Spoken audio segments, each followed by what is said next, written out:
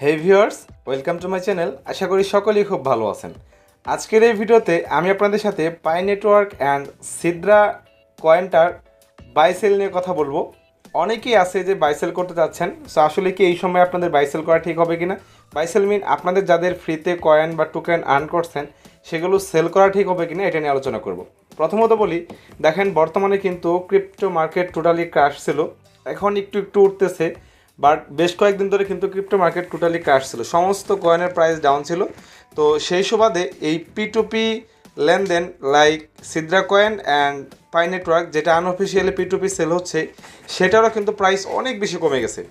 So এখন আসলে আপনাদের এটা সেল দেওয়া উচিত হবে কি না এটা নিয়ে আসলে একটা পরামর্শ দিব।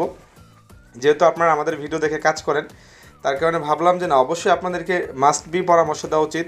তো প্রথমতই আমি বলবো, এখানে বেশি কথা না বাড়িয়ে, যে বর্তমান যে সময়টা চলছে এই সময়ে আপনারা কেউ আপনাদের পাই কয়েন বা সিদ্রা কয়েন কোনোটাই সেল না দেওয়াটাই সবচেয়ে ভালো হবে। এর কারণ কি, এখন কিন্তু প্রাইসটা অনেকটাই কমে গেছে, তাই না? সো প্রাইস কমে যাওয়ার কারণে মূলত এই তথ্যটা বা এই পরামর্শটা আমি আপনাদের সাথে শেয়ার করতেছি যে আসলে এখন সেল করার দরকার নেই। তো অনেকের আসলে বিভিন্নভাবে টাকার দরকার হয়, বাট এটা সেল করে যে আপনার প্রবলেম সলভ করতে হবে এমনও না। আপনারা যাদের কাছে টোকেন কয়েন আছে আপনারা রেখে দেন, দেখবেন এক মাসের ভিতর এগুলোর প্রাইস আবারও কিন্তু অনেক বেশি হয়ে যাবে। সো এখন বলতে পারেন যে কেন আনঅফিসিয়ালি সিদ্রা বা পাই কয়েনের প্রাইসটা কম এখন। এর কারণ হলো, দেখেন এখন কিন্তু ক্রিপ্টো মার্কেট টোটালি ক্রাশ, সবগুলো কয়েনের প্রাইস ডাউন ছিল।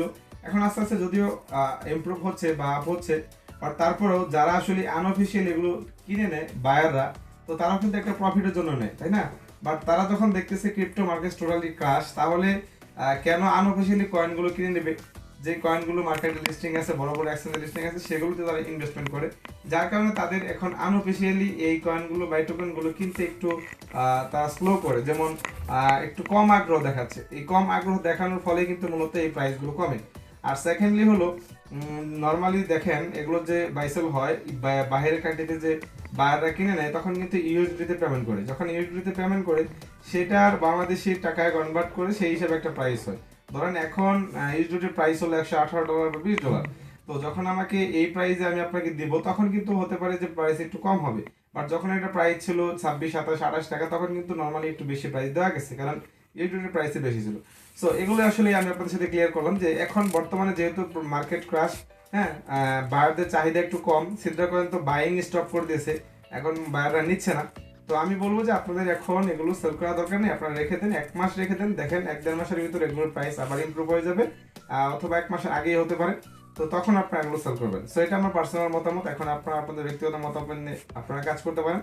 তো যদি আপনাদের কাছে মনে হয় যে না পরামর্শটা ঠিক আছে, তাহলে আপনারা রেখে দেন, না হলে আপনারা সেল করতে পারেন। তারপর যদি কেউ সেল করতে চান সমস্যা নেই, আমি পার্সোনালি আপনাদের কাছ থেকে নিব। ভিডিও ডিসক্রিপশনে আমার হোয়াটসঅ্যাপ নাম্বার দেওয়া থাকবে, টেলিগ্রাম আইডি দেওয়া থাকবে, সেখানে আপনারা যোগাযোগ করতে পারেন। পাশাপাশি আপনারা সকলে আমাদের টেলিগ্রাম চ্যানেল এবং গ্রুপে জয়েন হবেন, সেখানে আমরা প্রতিনিয়ত আপডেট দিয়ে থাকি।